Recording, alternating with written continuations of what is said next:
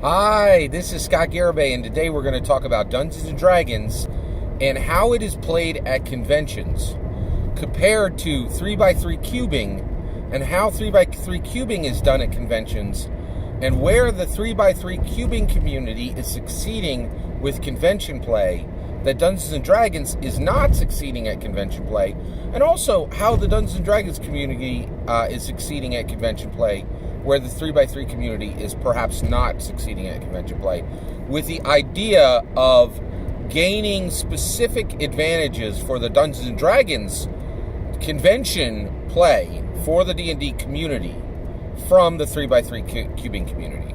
All right, so first let me define my terms. The 3x3 cube is the Rubik's Cube. Most people know it as the Rubik's Cube. People within the speed cubing community, people within the cubing community don't really call it the Rubik's Cube. So just wanted to define that. So when I say 3x3 cube, I mean a Rubik's Cube. All right, so the 3x3 cubing community, it's run through the WCA, the World Cubing Association, and they have convention play on rails. It is amazing. It is really different than how Dungeons & Dragons does conventions. I recently got into cubing. I learned how to solve a cube, and I am now a world-ranked speed cuber. I'm not highly ranked, but I am a world-ranked speed cuber at this point. It's a really cool new hobby that I enjoy, and I am now traveling to cubing conventions. And now that I'm doing this, it's very obvious for me to compare it between Dungeons & Dragons play that I played at conventions. So first, I want to talk about the differences between these two approaches. Okay. So the one thing is, let's talk about where the 3x3 cubing community has really succeeded with their play, that the Dungeons & Dragons community has no analog for, okay? So one of the things that cubing does is, with these conventions, every single competitor at that's one thing, is everybody who goes into these cubing events, right, which is really convention play. We'll talk about the shape of these conventions. So let me talk about what cubing does. So cubing, they do have large cubing conventions, but generally what 3x3 cubing community does is they have explosive little events. They keep them at exactly 100 members, and I think that they keep them at 100 people. And I think the reason they do this is they have a template, and essentially you sign up for it through the website. The sign up is pretty straightforward. It's a little challenging. I go with my two daughters, and I have to sign up my daughters individually, and it's a little hairy getting everybody signed up, but it gets done, and it's not a problem. It costs between $25 and $50 per contestant. Usually it's only $25 or $30, so the cost is very affordable in my opinion. And all the events are local. So right now, locally, I went to the Scranton Scramble. I'm going to Scubadelphia. I'm going to Penn Cube Day. I'm going to No Time for DNF. I am going to, and then I'm going to the Tri-State Championship in the fall. That's 5 events scheduled this year. Every single one of them was between all of them except the Tri-State was a little expensive. It was like $50. All the rest were between $25 and $35. All of them are within 25 to 75 miles of my house. They're a day trip, and I go for one day. It's not a 2-day thing. That is fantastic. That has no analog in Dungeons & Dragons. That is crushing Dungeons & Dragons. And every single one of these was found through the website. I didn't have to talk to, nobody had to whisper it in my ear. It was all searchable. And by the way, every single one of these, you have got to be on point to get registered for these, right? Because if you register even a day or two late, these events fill. So these events fill, and I have multiple times been put on waiting lists. Now, one nice thing is the organizers for these are incredibly well organized. Duh. Imagine that, a puzzle solving, community has people who are well organized. That's kind of a no-brainer, right? And they get back to you and they're like, hey, somebody dropped out, you're in, right? And so I've never been on a waiting list where I didn't make make the event, which is fantastic. It's really, really wonderful. But these fill up quick, and you got to be on point. So you got, like, I make appointments just to sign up for events that are months ahead of time for these events. But then once you're in, right? And the thing is, they keep these events to like 100 people, okay?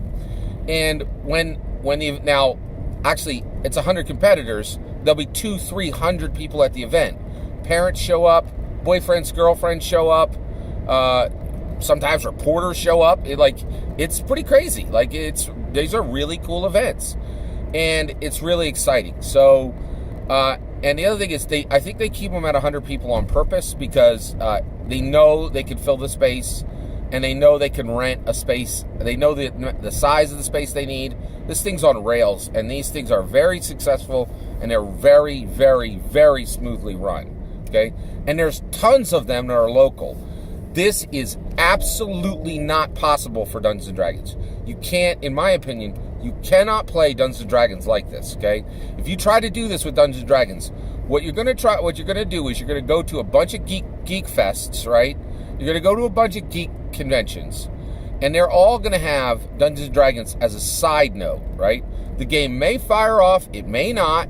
You're probably gonna have some, and you could have a very lackluster showing, a very lackluster dungeon master, or you could have the very, very best, right?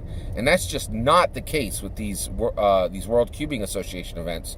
You have very skilled organizers, and they get this thing on rails. They get everything. They have all the equipment there. It is amazing how well these things are organized. And really, Dungeons and Dragons is way, way, way behind this community when it comes to organized play and firing off events. So I think just looking at the WCA model, Dungeons and Dragons could absolutely build their organized play system around WCA and just really skin their work and just say, hey, these guys know what they're doing. Let's start setting this up so that we can have a lot more local play that, where people can drive 25, 75 miles away from their house, play a single game of Dungeons and Dragons, have high quality play at a really good rate. I think Dungeons and Dragons has been trying. I know for a fact Dungeons and Dragons has been trying to figure this out for a long time. By the way, Dungeons and Dragons and the cube and the 3x3 cube, they're only 6 years apart. The hobbies are virtually identical in age, right? Dungeons and Dragons is 6 years older than the tabletop role-playing games are 6 years older than cubing. That's it. And cubing is way, way, way ahead on creating better organized play. All right. The other thing is, with the World Cubing Association, when you compete, okay, and we'll get to that compete part, because I understand that's an important part of it. Every time you compete in one of these events, every time you participate in one of these events, the cubing events, every time you solve a cube, it matters. That is actually literally tracked, right? And on the website, every single event, every single time, every single participant did a single solve, it is tracked. And there's a record of it. There's a record of that participant. There's a record of that participant's what exactly they did, how quickly they did the solve. Also, there's a record of if they had an incident, like if they were not a good player. Oh my gosh, do we need that in Dungeons and Dragons? What if wouldn't it be nice to have a record of players and say, oh, this person was rude to this other person, and there was an incident, and there's an incident log for it, right? So that you don't have some monster player drop into the middle of your session. Wouldn't that be really wonderful, right? And Dungeons and Dragons is trying to solve these problems. It's already solved. WCA solved it 10 years ago. This thing is on rails. So Dungeons and Dragons is trying to solve problems that the WCA has already solved. So I think it's really, really, really important that Dungeons and Dragons starts looking over to what the WCA has already accomplished and really start modeling their play after this. I also really love this idea that every single time you participate, it matters, and there's a record on the web that is public that is attached to your player ID. That is a great idea. I have, and I will put in the link below on this video the link to my WCA record, and it shows, you know, which events I've been in and which events I will play in, and it shows my record as a player, right? And this is brilliant. I think this would really, really, really help Dungeons and Dragons. Dungeon Masters find each other, Dungeons and Dragons players find each other and know that they're safe playing with each other, and it would help people, and it would encourage people to be more courteous to each other and more kind to each other. This is a great, great, great, great model, okay? Now, the one thing I will say that Dungeons & Dragons has, so there, I really think the entire Dungeons & Dragons convention play community really needs to look at the WCA, because the WCA is light years ahead of them, okay? Now, one of the things that is driving this is competition, right? The WCA has the benefit of win-lose, right? This person won, this person lost, okay? And that does drive passion for their aspect. And I think we do need to consider, what do we do for Dungeons & Dragons to attach metrics to play? To say, okay, you sat down for a 4-hour game. Did you complete the game? You know, can the Dungeon Master say, oh, this person was really good at highlighting the play of other players? This person had a successful game as far, like, what is a win for a player? Is it highlighting the play of other play and showing courtesy and respect to everybody at the table? And if you didn't do that, can you count that as a loss? Right? So it's possible to walk out with 5 players winning and a DM winning. It's also possible for a DM to lose. Right? I really think that you might want to put a win-loss ratio on convention play for every player and every DM. And it could be possible for everybody to walk out a winner and everybody to walk out a loser. But the reason why this is valuable is, a lot of times when you make something free, people read that as it being worthless. And a lot of Dungeons & Dragons games that are being played at conventions right now are considered worthless. There's no record of it. It just goes into the ether. And that's not cool. It's not good. It's not helping us.